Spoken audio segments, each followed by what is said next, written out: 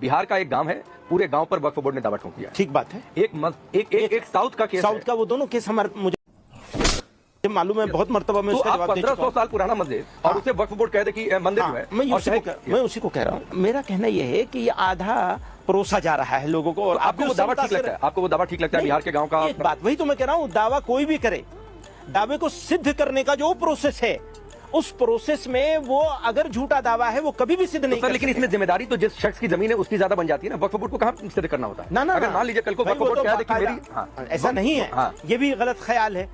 ये इसका भी जवाब है हमारे पास, और एक्ट ही के तहत है, उसी एक्ट के तहत है। ऐसा बिल्कुल नहीं हो सकता कि वक्फ बोर्ड आके यहाँ मेरे घर को कह देगा, या मेरी मस्जिद को कह देगा, या मेरे घर को ऑफिस को कह देगा कि जनाब ये तो वक्फ बोर्ड का है तो ले लेगा, या मंदिर को। मंदिर तो बहुत बड़ी चीज होती है। नहीं ले लेगा, लेकिन क्या है कि अगर मान लीजिए वक्फ ने मेरे घर को कह दिया दावा है, तो मुझे साबित करना पड़ेगा कि ये है। वो प्रोसेस चलेगा भाई, उस प्रोसेस के बगैर कैसे हो जाएगा? उस प्रोसेस में वक्फ बोर्ड को भी साबित करना पड़ेगा, उन्हें भी साबित करना पड़ेगा। जो मंदिरों के लिए जो कवानीन बने हुए हैं उसके लिहाज से वो वक्फ यूजर इतने सालों से मौजूद है, वो साबित करना होगा उन्हें, और इन्हें भी साबित करना होगा कि ये कैसे इसे वक्फ कह रहे हैं। तो अगर ये मामला कोर्ट में ही अगर सीधे चला जा रहा है, अगर मान लीजिए, तो इससे क्या दिक्कत है?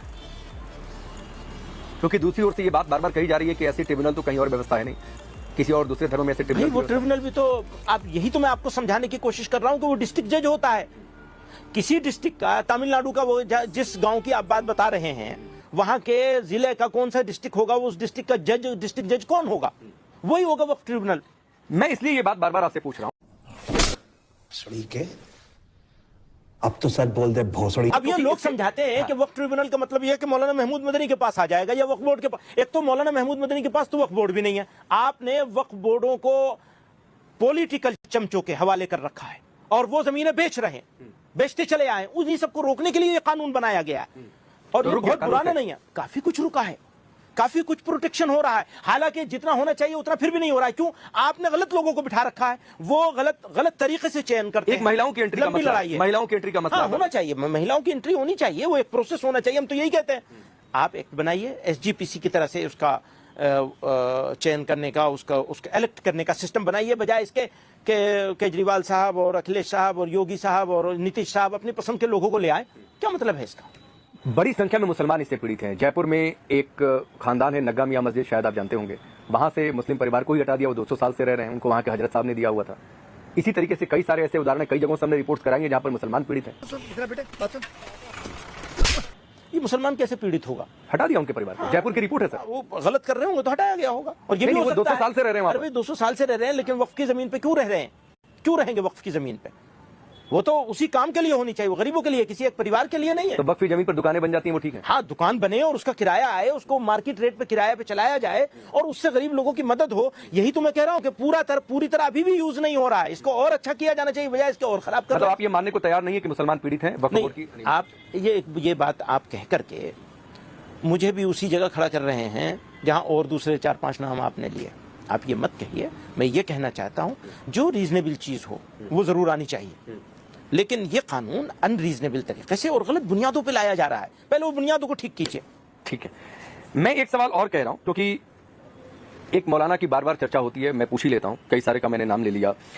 बोल रहे हैं मौलाना तौकीर रजा, वो कह रहे हैं मुसलमानों सड़क पर आ जाओ। वक्फ को लेकर उनसे सवाल पूछा गया, कह रहे हैं आरएसएस आतंकी संगठन है, वही सब करवा रहा। क्या कहेंगे? तो आपको उनसे पूछना चाहिए ना, वो मौजूद हैं और उनके खिलाफ इतने सारे केसेस हैं, फलां हैं। उनसे पूछे कि भाई ऐसी बात उन्होंने क्यों कही है, और क्या कही है, किस तरह कही है, किस कॉन्टेक्स्ट में कही है, कब कही है।